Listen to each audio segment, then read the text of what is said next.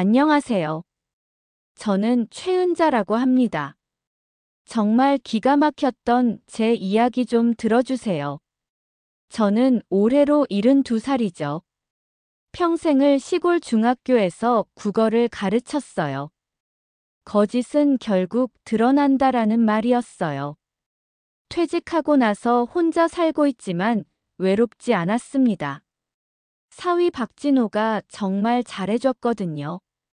친아들보다 더 자주 와서 이것저것 챙겨주고 큰일 있으면 먼저 달려와 줬어요. 아, 정말 고마운 사람이었죠. 진호가 처음 미라와 사귈 때부터 달랐어요. 공부도 못하고 성격도 까칠했죠. 예의도 바르고 성실하더라고요. 결혼하고 나서도 마찬가지였습니다. 어머니, 제가 모시겠습니다라고 말하더니 정말 그렇게 했어요. 딸 미라는 미용실을 운영하느라 바쁘다고 했고 아들 성우는 사업한다며 자주 연락이 안 됐죠. 그래도 괜찮았어요. 진호가 있었으니까요. 진호 아내도 참 착한 사람이었습니다. 시어머니 모시듯 저를 정성껏 돌봐줬거든요. 어릴 때부터 미라는 좀 달랐어요. 제가 좀 엄하게 키운 게 있어요. 40년 넘게 아이들한테 말했던 게 있습니다. 너는 왜 이것도 못하니라고 자주 혼냈거든요. 그래서 그런지 미라는 저한테 애정이 없어 보였어요. 성우도 마찬가지였습니다. 사업을 한다고 나선 지 10년이 넘었는데 성공한 게 하나도 없어요. 돈만 축내고 빚만 늘어갔죠. 그래도 제 자식이니까 도와줬습니다. 어느 날 진호가 말하더라고요. 어머니, 제가 야근이 많아져서 아내가 혼자 집안일 하느라 힘들어해요.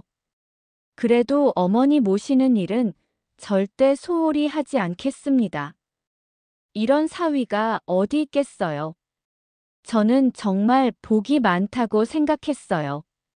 진호 아내는 남편 못지않게 저를 잘 모셨어요. 어머니, 오늘은 뭐 드시고 싶으세요? 라고 물어보고 제가 좋아하는 반찬도 미리미리 해서 냉장고에 채워놨죠. 정말 친딸보다 나았습니다. 미라가 가끔 와서는 엄마, 진호네가 너무 잘해주니까 미안하다라고 말했어요. 하지만 눈빛이 차가웠어요. 뭔가 계산하는 듯한 표정이었죠. 성우는 더했습니다. 올 때마다 엄마, 돈 좀 빌려줄 수 있어라고 손 벌리기 바빴어요. 제가 또 사업 망했니라고 물으면 이번엔 정말 잘 될 것 같아요라고 뻔한 말만 했죠. 그런데 진호는 달랐어요. 오히려 제게 용돈을 드리려고 했습니다. 어머니, 이거라도 받으세요라고 봉투를 내밀곤 했어요. 저는 받지 않았지만 그 마음이 고마웠죠. 그때는 몰랐습니다. 제 눈앞에서 벌어지고 있던 일들을 말이에요. 아무것도 모르고 살았던 저 자신이 지금도 원망스럽습니다. 교사로 살면서 아이들 속마음은 그렇게 잘 봤으면서 정작 제 자식들 마음은 전혀 몰랐어요. 그날도 진호는 야근이었어요. 요즘 회사 일이 많아져서 집에 늦게 들어간다고 했었죠. 진호 아내가 저녁에 제게 전화했어요. 어머니, 오늘 밤에 한번 들를게요. 진호가 늦는다고 해서 혼자 계시면 안 되잖아요. 정말 고마운 며느리였어요. 아니, 며느리라고 해야 하나요? 사실 사위의 아내니까 사돈댁이죠. 하지만 저한테는 친딸 같았습니다. 미라보다 훨씬 더 따뜻하고 배려심이 많았어요. 진호 아내는 35살이었는데 정말 예쁘고 착했어요. 간호사로 일하다가 진호랑 결혼하고 나서는 병원을 그만뒀죠. 시어머니 모시는 게 제일 중요해요라고 말하더라고요. 그날 밤 11시쯤 전화가 왔어요. 병원에서였습니다. 최은자 어머님이시죠. 박진호 씨 아내분이 계단에서 추락하셔서 응급실에 계세요. 머리가 하얘졌어요. 급히 병원으로 달려갔죠. 진호가 회사에서 뛰어와 있더라고요. 얼굴이 새파래져서 벽에 기대 서 있었어요.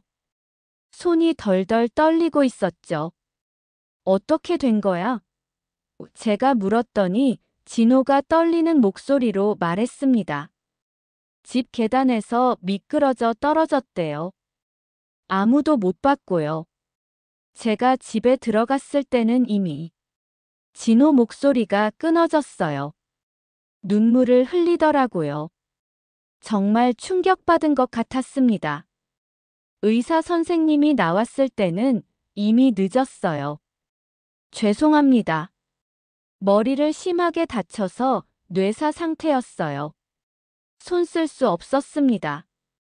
그렇게 좋은 사람이 순식간에 세상을 떠났어요. 그것도 집 계단에서 미끄러져서요. 어떻게 이런 일이 일어날 수 있을까요? 장례식장에서 진호를 봤는데 뭔가 이상했어요. 슬퍼하는 건 맞는데 눈빛에 다른 감정이 섞여 있더라고요. 공포 같은 거요. 그리고 가끔 짜증스러운 표정을 지을 때가 있었습니다. 미라와 성우도 왔어요. 미라는 언니가 이렇게 갑자기 떠나다니라고 울었지만 눈물이 진짜 같지 않았어요. 성우는 아예 울지도 않고 형부, 힘내세요라고 어깨만 두드렸죠. 장례식 둘째 날 밤, 저는 화장실에 가다가 미라와 성우가 조용히 얘기하는 걸 들었어요. 이제 엄마 집 얘기를 꺼낼 때가 됐어. 미라 목소리였어요. 진호가 충격받아 있을 때 밀어붙여야 해. 그때는 무슨 말인지 몰랐어요. 그냥 집 정리 얘기인 줄 알았죠. 하지만 지금 생각해보니 그때부터 시작이었던 것 같아요. 장례를 치르고 며칠 뒤 진호가 말했어요. 어머니, 아내 유품 정리하는데 도와주실 수 있으세요? 혼자 하기엔 너무 힘들어서요. 당연히 도와드렸죠. 그 착한 사람의 마지막 일인데 어떻게 안 도와드려요? 진호는 정말 힘들어 보였어요. 아내 옷 하나하나 만질 때마다 눈물을 흘렸거든요. 진호 집에 가서 옷장을 정리하고 있었는데 서랍 맨 아래에서 작은 상자를 발견했어요. 자물쇠로 잠겨 있더라고요. 꽤 무거웠어요. 이건 뭐지? 진호한테 물어봤더니 그거요. 아내가 개인적인 물건 넣어두던 곳이에요. 열어봐도 될까요? 진호가 열쇠를 찾아서 상자를 열었어요. 안에는 낡은 MP3 플레이어 하나와 요양원 팸플릿들이 들어있었습니다. 팸플릿들은 모두 싸구려 요양원 광고였어요. 왜 이런 걸 모아뒀을까요? 제가 물어봤더니 진호도 모르겠다는 표정이었어요. 아내가 사회복지 쪽에 관심이 많았는데 그런 자료 수집하는 거 좋아했거든요. 하지만 뭔가 이상했어요. 요양원 팸플릿들이 너무 많았거든요. 그것도 시설이 별로 좋지 않은 곳들이었어요. 왜 이런 걸 숨겨놨을까요? MP3는 배터리가 다 떨어진 상태였어요.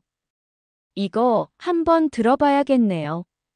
제가 말했더니 진호 얼굴이 순간 굳어졌습니다. 그냥 버리죠.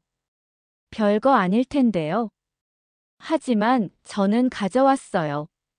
뭔가 중요한 게 있을 것 같은 느낌이 들었거든요. 40년 넘게 아이들 가르치면서 생긴 직감이었을까요? 뭔가 숨겨진 게 있다는 생각이 들었어요.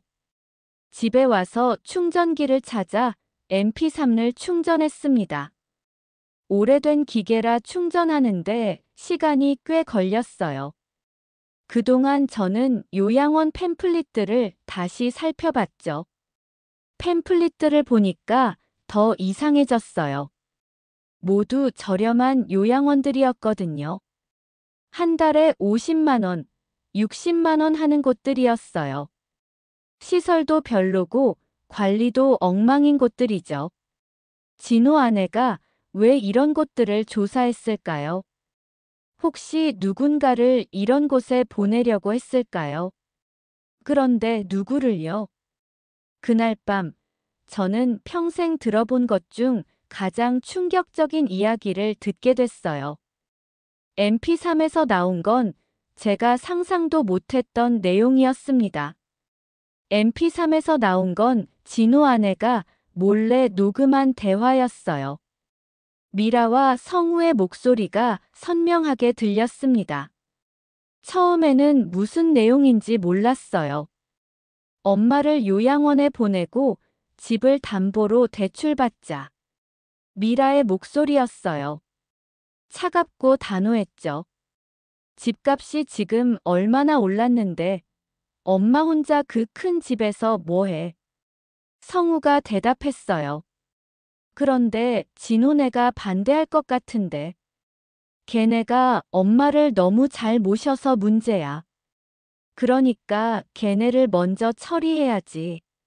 미라의 목소리가 더 차갑게 변했어요. 진호 아내부터 조용히 사라지게 해야 해. 그 여자가 계속 엄마 편 들면 우리 계획 망쳐. 제 심장이 쿵쾅거렸어요. 이게 정말 제 딸의 목소리인가요? 어떻게? 성우가 물었어요. 사고처럼 보이게. 계단에서 넘어지는 게 제일 자연스럽잖아. 진호가 야근할 때 집에 가서. 녹음이 거기서 끊어졌어요. 저는 손이 덜덜 떨렸습니다. 이게 정말일까요? 제 자식들이 이런 말을 했다고요. 다음 파일을 들어봤어요. 이번에는 진호 아내가 미라한테 전화하는 내용이었죠. 미라야, 너희가 어머니한테 그러면 안 되지. 나는 끝까지 반대할 거야. 어머니를 그런 곳에 보낼 수는 없어. 미라가 웃으며 말했어요. 그럼 언니도 조용히 사라져야지. 우리 일에 방해하지 말고. 미라야, 너 지금 무슨 말을 하는 거니? 언니도 알잖아. 엄마 집이 얼마나 비싼지. 우리는 빚에 쪼들리는데 엄마는 혼자서 그 큰 집에 살고 있어. 공평하지 않잖아. 진호 아내가 목소리를 높였어요. 그래도 어머니인데 어떻게 그런 생각을 해? 나는 절대 동의 안 해. 그럼 어쩔 수 없지. 미라 목소리가 차가워졌어요. 언니가 계속 방해하면 우리도 방법을 찾을 수밖에 없어. 그 순간 저는 모든 걸 이해했어요. 진호 아내는 저를 지키려다가 죽은 거였습니다. 제 자식들 손에 말이에요. MP3에는 파일이 하나 더 있었어요. 진호 아내가 혼자 중얼거리는 소리였죠. 어머니를 지켜야 해. 미라와 성우가 무슨 짓을 할지 모르겠어. 이 녹음을 어딘가에 숨겨놔야겠어. 혹시 나한테 무슨 일이 생기면. 목소리가 떨리고 있었어요. 무서워하고 있었던 거죠. 자신한테 위험이 닥칠 걸 알고 있었던 거예요. 저는 그날 밤 한숨도 못 잤어요. 제가 낳고 기른 자식들이 그 착한 며느리를 죽였다는 게 믿어지지 않았거든요. 다음 날 새벽부터 이웃집 할머니를 찾아갔어요. 김순덕 할머니는 저와 같은 연배로 마당 넘어 사는 분이었죠. 눈이 밝고 기억력도 좋은 분이에요. 순덕아, 내가 물어볼 게 있어. 제가 말하니까 할머니가 무슨 일이야, 은자야 하더라고요. 진호네 며느리 장례식 날 말이야. 혹시 뭔가 이상한 거 본 적 없어? 할머니가 잠시 생각하더니 말했어요. 아, 그날 말이지. 미라가 진호한테 뭔가 다급하게 얘기하는 거 봤어. 멀리서라 정확히는 못 들었는데. 뭐라고 했는데? 이번에 놓치면 엄마 집 못 판다는 말은 확실히 들었어. 그리고 시간이 없다고도 했고. 제 가슴이 철렁했어요. 정말? 할머니가 고개를 끄덕였어요. 그때 이상하다고 생각했어. 사람이 죽었는데 집 파는 얘기를 하다니. 그것도 그렇게 다급하게. 근데 왜 그래? 무슨 일 있어? 저는 할머니한테 자세한 얘기는 안 했어요. 아직 확실하지 않았으니까요. 하지만 퍼즐 조각들이 맞춰지기 시작했습니다. 할머니가 또 말했어요. 그리고 성우도 이상했어. 장례식장에서 울지도 않고 계속 시계만 보더라고. 뭔가 기다리는 것 같았어. 기다린다고? 응. 마치 언제 끝나나 하는 것처럼. 그리고 미라랑 둘이서 구석에서 뭔가 계속 속삭이더라고. 집에 돌아와서 다시 생각해 봤어요. 진호 아내가 왜 그 녹음을 남겼을까? 자신한테 무슨 일이 생길 걸 알고 있었나요? 그날 저녁 진호가 전화했어요. 어머니, 괜찮으세요? 요즘 많이 힘드시죠? 괜찮아. 너도 힘들 텐데 나까지 신경 쓰지 마. 제가 말했더니 진호가 어머니는 제게 너무 소중한 분이세요라고 했어요. 정말 고마운 사위였어요. 그런데 왜 제 친자식들은 그렇지 못할까요? 어떻게 부모를 그런 식으로 생각할 수 있을까요? 그날 밤 미라가 집에 왔어요. 오랜만이었죠. 엄마, 안녕하세요. 미라가 인사했는데 목소리가 어색했어요. 왜 왔니? 그냥요. 엄마 안부 보러요. 미라가 말했지만 눈빛이 다른 곳을 향하고 있었어요. 미라는 집안을 돌아다니면서 이것저것 살펴봤어요. 마치 감정하는 사람처럼 말이에요. 엄마, 집이 너무 크지 않아요. 혼자 살기엔 관리도 힘들고. 그 말을 들으니까 녹음 내용이 떠올랐어요. 소름이 돋더라고요. 며칠 뒤 은행에 갔어요. 제 통장 관리도 하고 혹시 모르니까 대출 관련해서 뭔가 있었는지 알아보려고요. 은행 직원이 말하더라고요. 어머님, 한 달 전에 성우 씨가 오셔서 집을 담보로 대출 상담받으셨어요. 금액이 꽤 컸는데 보증인 동의서가 없어서 진행이 안 됐죠. 보증인이 누구였는데요? 진호 씨 아내분이었어요. 그분이 끝까지 반대하셔서 대출이 무산됐습니다. 성우 씨가 많이 화내시더라고요. 제 머리가 띵했어요. 얼마나 빌리려고 했는데요? 2억 원이요.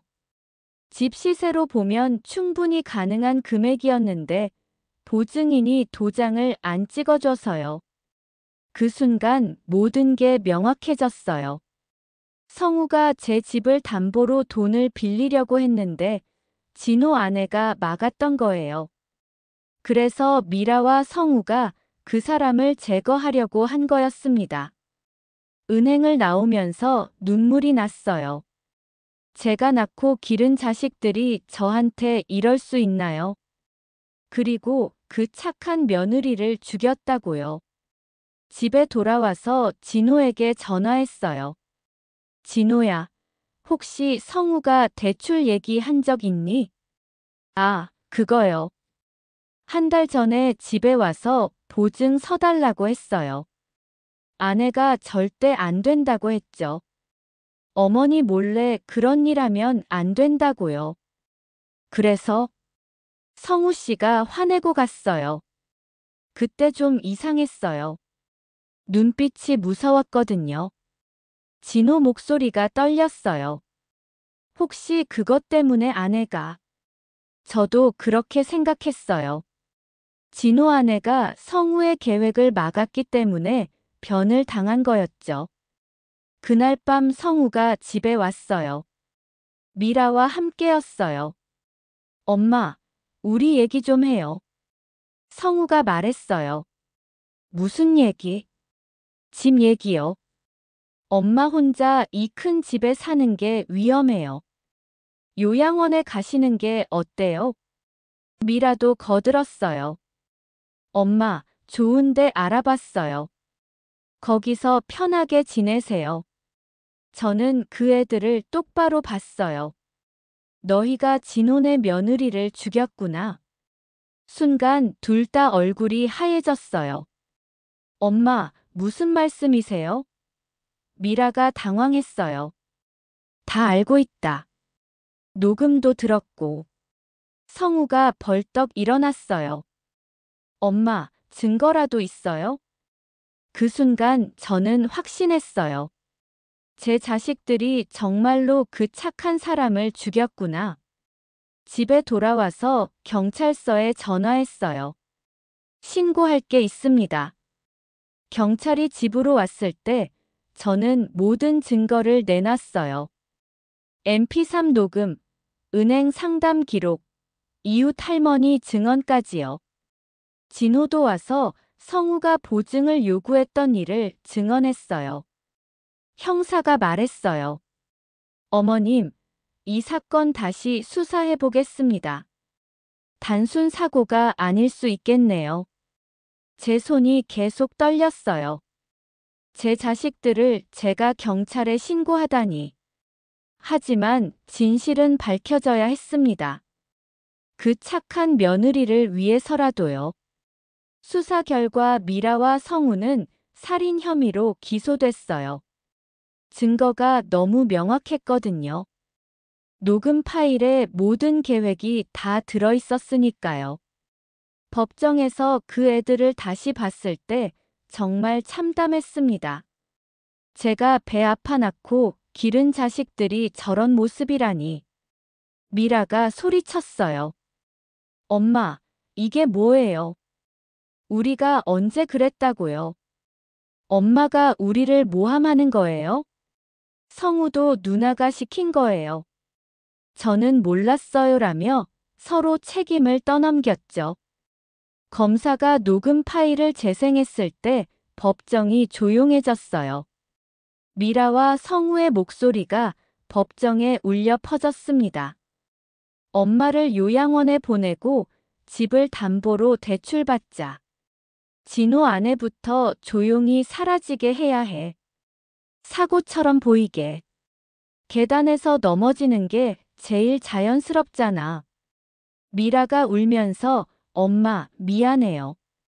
정말 미안해요라고 말했지만 저는 대답하지 않았어요. 이미 늦었습니다. 성우도 엄마, 저는 정말 그럴 생각 없었어요. 누나가 자꾸 부추겨서 라고 변명했지만 소용없었어요. 판사가 판결을 읽었어요. 성우는 무기징역, 미라는 징역 25년이었죠.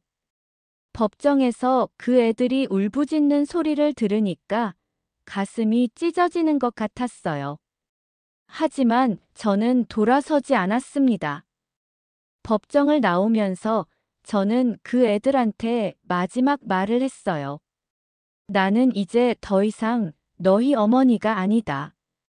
미라가 엄마라고 불렀지만 저는 뒤돌아보지 않았어요. 성우도 엄마 용서해 주세요라고 소리쳤지만 들리지 않는 척했죠.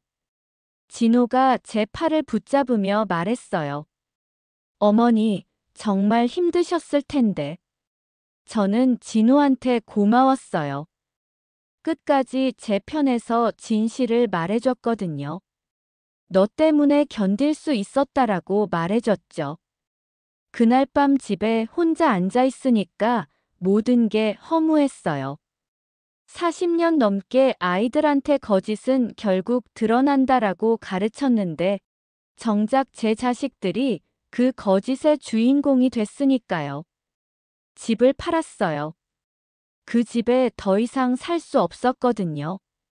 미라와 성우가 어릴 때 뛰어놀던 마당도 가족 사진을 걸어놨던 거실도 모든 게 아프기만 했어요. 진호가 말렸어요. 어머니, 어디 가실 건데요? 저희 집에서 사세요. 고맙지만 안 된다. 너희도 새 출발해야지.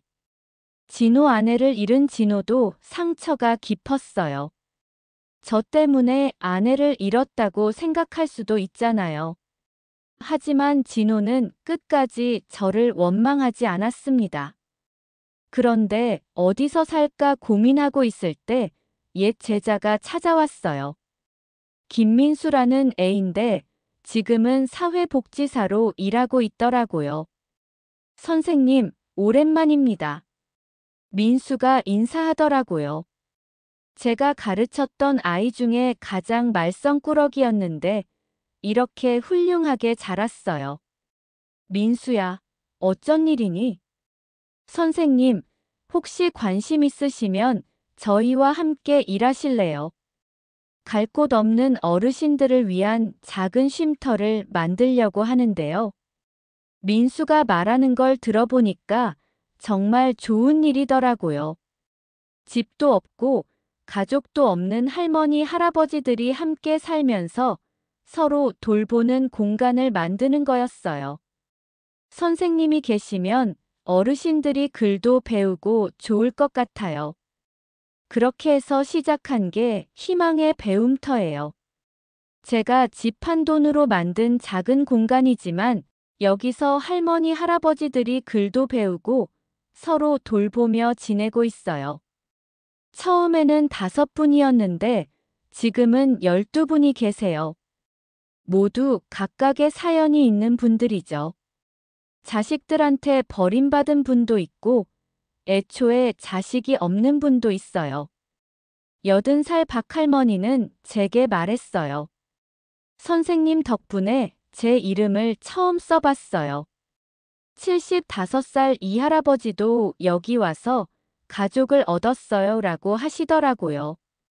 그 말을 들으니까 가슴이 따뜻해지더라고요. 제 친자식은 저를 배신했지만 이곳에는 진짜 제 자식 같은 사람들이 있어요. 어제는 진호가 찾아왔어요. 어머니, 잘 지내세요? 응, 여기가 훨씬 좋다. 진호가 안 해도 기뻐할 것 같아요 라고 말하더라고요. 그러면서 어머니가 이런 일 하시는 거 보면 아내가 헛되이 죽지 않았구나 싶어요 라고 했어요. 정말 그래요. 진호 아내가 지키려던 것이 이런 거였을 거예요. 사람을 사람답게 대하는 것, 가족을 가족으로 여기는 건 말이에요. 40년 넘게 아이들한테 말했던 그 말이 맞았습니다. 거짓은 결국 드러난다. 그리고 진실도 결국 드러나죠. 사랑도 마찬가지예요. 지금 저는 행복합니다. 비록 제 자식들은 잃었지만 더 많은 자식들을 얻었거든요. 그리고 그 착한 며느리의 죽음도 헛되지 않았어요. 그 사람이 지키려던 정의가 결국 실현됐으니까요. 매일 아침 일어나서 할머니, 할아버지들과 함께 밥을 먹고 글을 가르치고 이야기를 나누는 게 이렇게 행복할 줄 몰랐어요. 어젯밤에는 꿈을 꿨어요. 진호 아내가 나타나서 어머니, 고마워요라고 말하더라고요. 제가 지키려던 게 바로 이거예요라고 하면서 미소를 지었어요. 꿈에서 깨고 나서 눈물이 났지만 슬픈 눈물이 아니었어요. 고마운 눈물이었죠. 이제 저는 알겠어요. 진짜 가족이 뭔지, 진짜 사랑이 뭔지 말이에요. 피로 맺어진 관계가 전부가 아니라는 걸요. 오늘도 새로운 할머니 한 분이 오신다고 해요. 또 하나의 가족이 늘어나는 거죠. 저는 그분을 맞을 준비를 하고 있어요. 따뜻한 밥과 따뜻한 말 한마디로요.